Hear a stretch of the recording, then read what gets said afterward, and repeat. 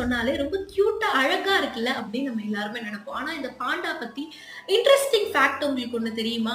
இந்த பாண்டா இந்த உலகத்துல எந்த ஜூல இருந்தாலுமே அது சைனாக்கு சொந்தமான பாண்டா தானே. ஆமா, சைனா தான் பல காலங்களுக்கு முன்னாடி பாண்டாவை தன்னோட நட்பு நாடுகளுக்கு கிஃப்டா கொடுத்திருக்காங்க. அண்ட் கொஞ்ச நாளைக்கு பிறகு அதையே லீஸுக்கு விடுற வேலையா பார்த்து எந்த நாடுகள்லாம் பாண்டா வேணும்னு கேக்குதோ அந்த நாடுகளுக்கெல்லாம் ஒரு பாண்டாக்கு ஒரு வருஷத்துக்கு $1 மில்லியன் அப்படின்னு சொல்லி அந்த பாண்டாவை வாடகைக்கு விட ஆரம்பிச்சிருக்காங்க.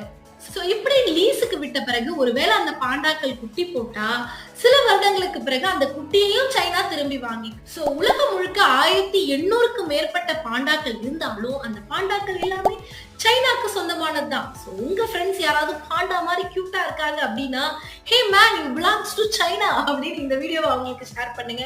அண்ட் இதே மாதிரி இன்ட்ரெஸ்டிங் எக்ஸ்க்ளூசிவ் ஃபேக்ட்ஸ் எல்லாம் தெரிஞ்சுக்க கர்லி வித் கோட்ஸ்க்கு மறக்காம